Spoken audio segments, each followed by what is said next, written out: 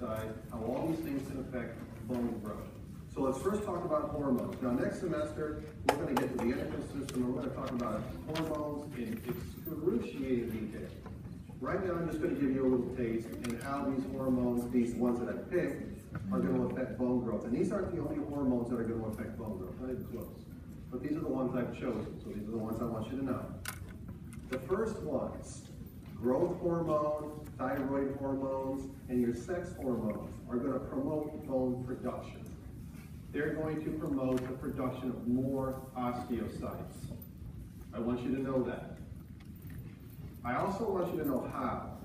So when it comes to growth hormone and thyroid hormones, again, we'll talk about it in way more detail next semester, those are going to promote bone production by doing a couple of things that I want you to be aware of. Number one, they promote mitosis.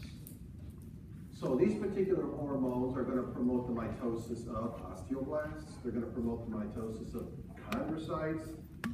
Two things are going to allow us the production of bone, as we just talked about. We talked about lengthening of bones, thickening of bones.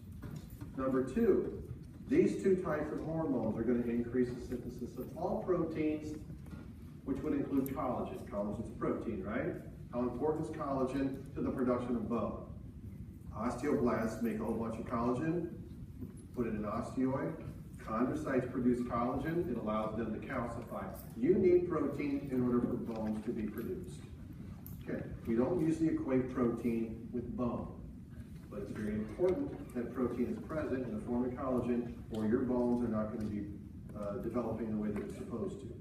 All right? Sex hormones, estrogen and testosterone, they also promote bone production, but in a different way, although they can do these two things as well. They promote apoptosis of osteoclasts. Does anybody know what apoptosis is?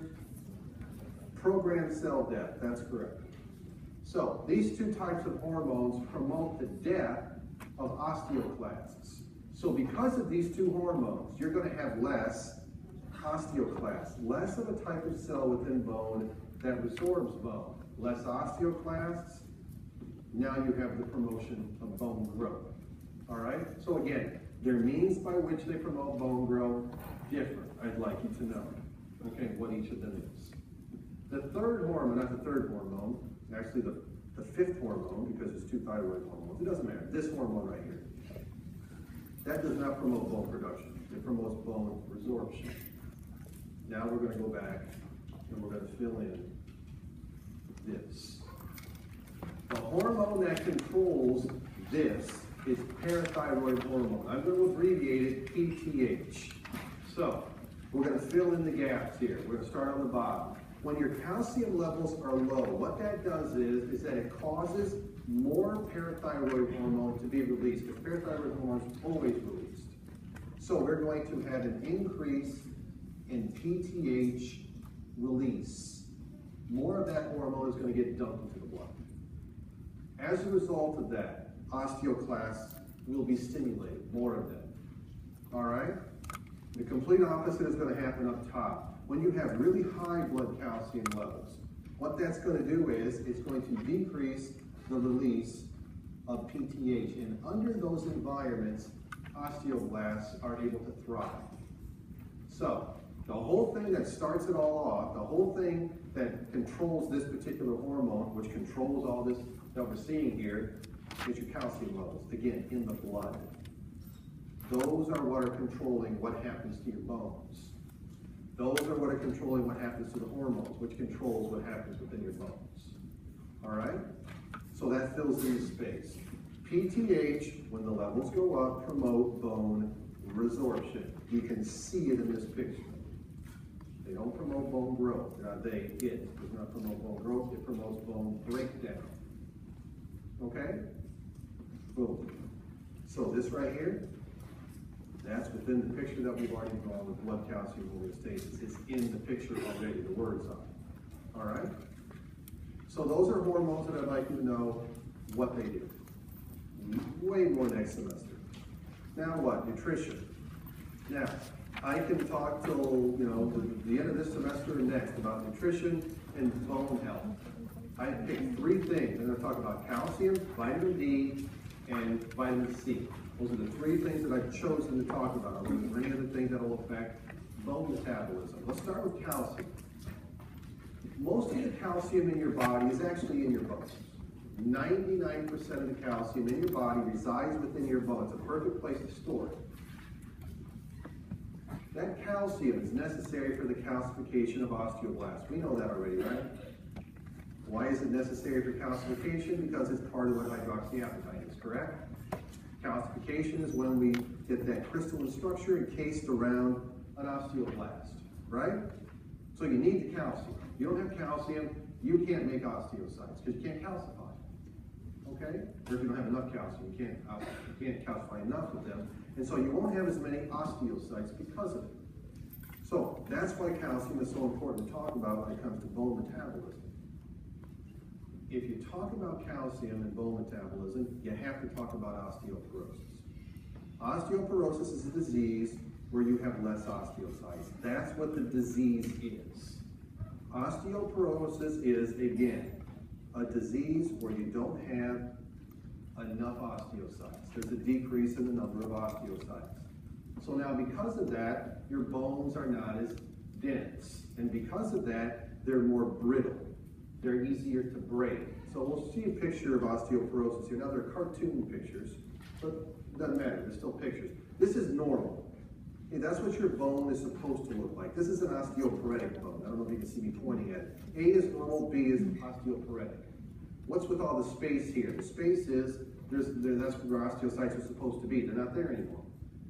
Same thing here, normal osteoporotic bone. And this is just a bone of the vertebral column.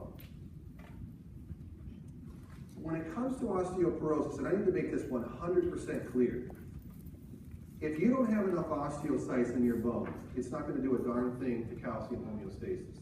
Nothing. When you have osteoporosis, it does not affect homeostasis one little bit. The blood calcium levels can be maintained if you were made up of one femur, one humerus. That's not real, but I'm telling you, you only need one bone in your body big enough, and you can have plenty of calcium to maintain your calcium levels in your blood. Osteoporosis does not cause any problems whatsoever, not even a little bit, of calcium homeostasis. So then what's the big deal? Why is osteoporosis bad? This is the reason, write it down. Easier to break your bones. That's the problem. Your bones become too brittle. It can also become painful. Does this look like it would feel good?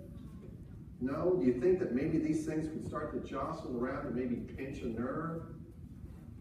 Yes. Oh yeah. Oh yeah. Ernest can hear me. Right? So, osteoporosis does not affect homeostasis, it affects bone. Now, breaking a bone doesn't sound like a life-threatening type of a thing, but it certainly can be. Who gets osteoporosis? Do people your age get osteoporosis? No? Who gets osteoporosis? Older people. All right? It's a disease that develops over a long period of time. It's a very slow incident most of the time, although there can be some other problems where people your age do get osteoporosis. We'll talk about it next semester. An older person, 70, 80 years old, that breaks their hip, that can be life-threatening. Why? Because now they're probably going to need surgery. Now you have an older person going under anesthesia. Now you have an older person who just got cut open. Now that invites infection. People who are older typically do not have a very good immune system. People who are older that have to be laid out in bed because they have a broken hip invite pneumonia. So what happens with osteoporosis is problems that are developed because of the breaking of the bones. That's the problem with osteoporosis. And it hurts. Again, the vertebral column, shifting around a little bit, pinching on nerves, that doesn't feel good. All right? So the problem with osteoporosis is the bones themselves being brittle. That's the problem. It's not calcium homeostasis. That's 6 times that I've said it now. You think maybe you'll see that on the exam? Maybe? It's not a maybe. I promise you it'll be on the exam. All right? Now, it also might be due to a lack of vitamin D. And I'm going to get to vitamin D in just a second, and I'm going to show you why. It's definitely low calcium. Now let's think about this for a second. Calcium, calcium, calcium. Low calcium causes osteoporosis. Osteoporosis does not cause low calcium. Again, I made that clear, right? It has nothing to do with homeostasis calcium. But constantly low calcium can cause and is the leading cause of osteoporosis. Let's think about this for a second. If your calcium levels are low all the time, what are you going to keep on doing? If your calcium levels are low all the time, what are you going to keep on doing? You're going to keep on resorbing bone, which means what? When you resorb bone, what do? You kill osteocytes. There you go. It takes a while. That's why older people are found to have osteoporosis and younger people aren't. Plus the physiology of a younger person, you're just building bone up until about your mid-30s at least. Okay, that's just the way the physiology is. I'll talk about that at the very end of the lecture today. It's called peak bone mass. I'll talk about it later.